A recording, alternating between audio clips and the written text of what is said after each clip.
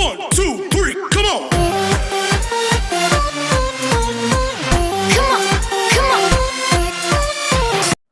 जय हिंद दोस्तों, स्वागत है आप सभी का हेलो भारत के इस नए वीडियो में। दोस्तों, जीवन में अगर आपको कभी कुछ बनने का मौका मिले तो आप हमेशा कोशिश करना कि अमीर बनने के बजाय सफल बनने की कोशिश करें। अब आप सोच रहे होंगे कि अमीर क्यों नहीं और सफल क्यों।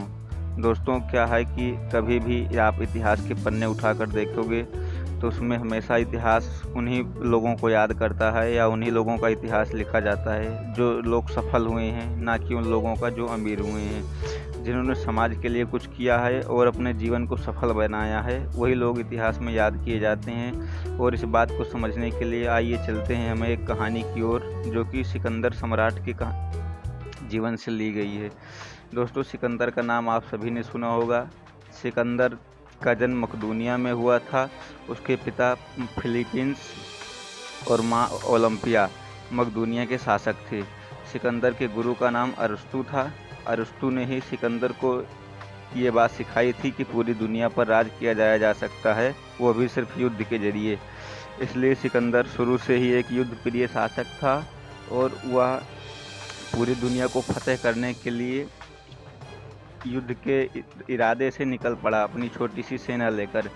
उसने दुनिया के कई देशों पर अपना राज कायम किया और बहुत जगह पर लगभग उसने अपने 33 वर्ष की आयु में आधी दुनिया जीत ली थी।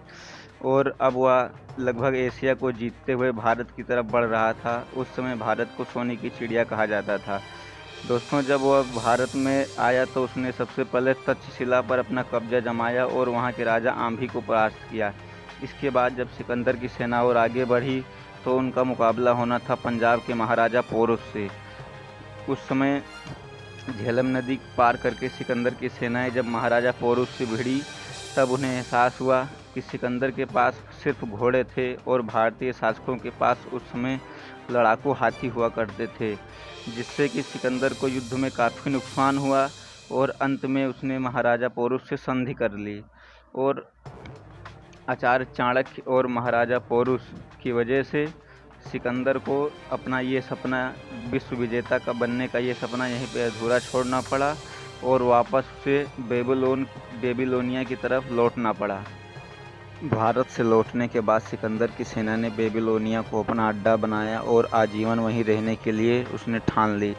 अब सिकंदर का विश्व विजेता बनने का यह सपना अधूरा रह गया था, जिससे वो अंदर ही अंदर बुरी तरीके से टूट चुका था। समय के साथ साथ सिकंदर भारी मात्रा में मदिरापान करने लगा और इससे उसकी तबीयत धीरे धीरे और ख़राब होने लगी।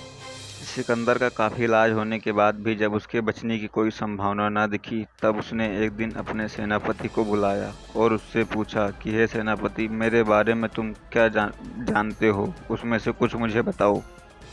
तब सेनापति ने कहा, हे महाराज, आप बहुत महान शासक हैं और आपने विश्व विजेता बनने का सपना देखा था, लेकिन बहुत दुख की बात है कि अब आपका ये सपना अधूरा ही रह जाएगा, क्योंकि आपका अंतिम समय नज़दीक है और अभी तक आप आधी दुनिया पर ही विजय प्राप्त कर पाए हैं। ये सुनकर सिकंदर बहुत दुखी हुआ और उसने कहा कि मुझ पर एक इल्ज़ाम लगा है कि मैंने आधी दुनिया को जीता है। ये बहुत दुख की बात है। उसने भी अपने सभी दरबारियों से कहा कि जब मेरी मौत हो जाए और आप लोग मेरी अर्थी को लेके जाना, उस समय मेरे दोनों हाथ अर्थी से बाहर निकाल देना। यह सुनकर दरबारी बहुत दुखी हुए और उन्होंने इसका कारण पूछा। तब सिकंदर ने कहा कि बात यह है कि जब इस आधी दुनिया जो कि मैंने राज किया है, उसका कोई भी इंसान भूखा प्यासा होगा या भूख से मर रहा होगा, तो वो अपने मन में यही सोचेगा कि इस आधी दुनिया का सारा खजाना तो सिकंदर लूट के ले गया अपने साथ, और इसी वजह से आज उसको गरीबी और भूखमरी का सामना करना पड़ रहा है। मैं नहीं चाहता कि इतिहास के पन्नों में मुझे एक क्रूर शासक के तौर पर याद किया जाए। इसलिए मैं दुनिया को जाते जाते ये बताना चाहता हूँ कि मैंने दुनिया से जो कुछ भी जीता था वो सब यहीं पे छोड़ के जा रहा हूँ। यहाँ से एक सिक्का भी अपने साथ लेके नहीं जा रहा हूँ। मैंने जो कुछ भी दुनिया से लिया था सारा यहीं पे दे दिया है। कोई मुझ पे ये इल्ज़ाम न लगाए कि मैंने दुनिया को लूटा है। दोस्तों, यहाँ सोचने वाली बात ये नहीं है कि सिकंदर महान था या नहीं था, लेकिन सोचने वाली बात यह है कि उसकी सोच कितनी महान थी। जब हम कोई भी काम करते हैं तो हमें इस बात को हमेशा ध्यान रखना चाहिए कि उसका हमारे जीवन पर क्या प्रभाव पड़ेगा। भविष्य में कहीं ऐसा ना हो कि लोग हमें उसके लिए दोषी ठहराएं और उसका इल्ज़ाम हमारे ऊपर लगा दें, कोई ऐसा काम जिसको हमने कभी किया ही ना हो। हमेशा हमारी सोच एक सफ़ेद सूरज की रोशनी जैसी होनी चाहिए।